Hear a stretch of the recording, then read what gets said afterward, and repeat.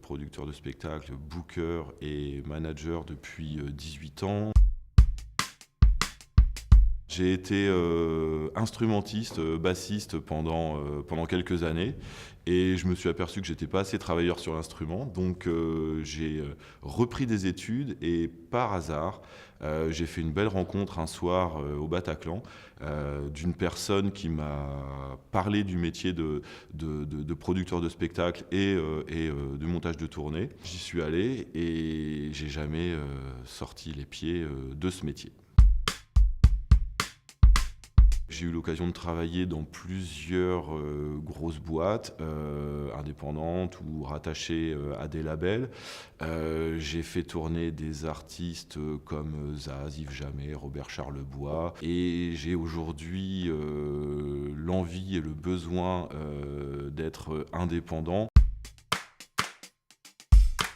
J'ai été salarié pendant 18 années et depuis le mois de mai et la création de ma SARL avec mon associé, je suis devenu totalement indépendant.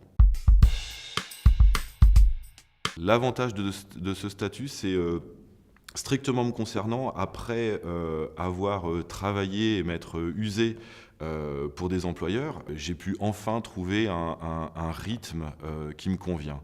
Les inconvénients, c'est lorsqu'on n'a plus d'employeur, lorsqu'on est prestataire et qu'il n'y a plus forcément de demande, eh bien on se retrouve tous les mois à se dire que va-t-il se passer le mois suivant. Pour un booker, je dirais que ça va entre 1 300 € hors taxe et 3 500, 4 000 et plus si certaines possibilités d'être rémunéré sur des commissions ou sur des pourcentages à la date vendue. Et moi aujourd'hui, je suis en moyenne entre, je le dis très clairement, entre 4 000 et 6 000 € par mois. En faisant du booking, par exemple, je prends une commission qui est, selon les employeurs avec qui je travaille, entre 7 et 15%. Ce sera entre montage de budget, de prévisionnel, montage de tournée, envoi d'emailing, appel téléphonique. Ça, c'est des journées administratives, parce que le travail des bookers vraiment se situe entre l'administratif la journée et puis les concerts le soir ou les festivals lorsqu'il y en a. Donc ça demande une grande passion et une grande disponibilité de temps. J'ai vu le monde du spectacle dégringoler. Alors pas dans le sens où on veut bien l'entendre, rien ne va plus parce qu'il n'y a jamais eu autant de concerts, il n'y a jamais eu autant d'artistes, mais il y a une prolifération justement de réseaux, donc d'artistes.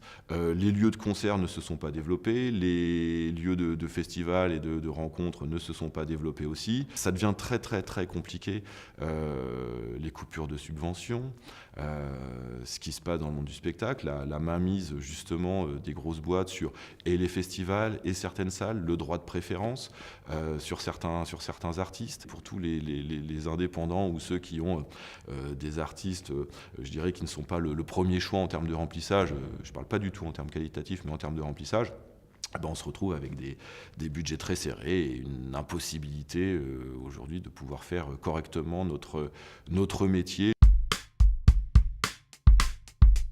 Le métier de booker ou de producteur de spectacle, ce sont des métiers qui ne sont pas validés par des diplômes.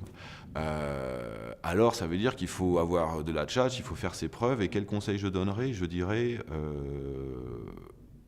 outre la passion, une immense pugnacité sur le fait de vouloir défendre des carrières d'artistes ou en tous les cas monter des tournées, être prêt à ne pas gagner beaucoup d'argent pendant pas mal de temps. Il faut aimer aller dans les salles de concert. Peu importe l'artiste, il y a toujours une bonne raison pour aller dans une salle de concert, voir un musicien, voir une création lumière, voir un bon son, voir la salle qu'on ne connaît pas, aller en province, bouger pour partir à l'étranger, des choses comme ça. Voilà, on garde de cette passion pour pouvoir ne pas abandonner.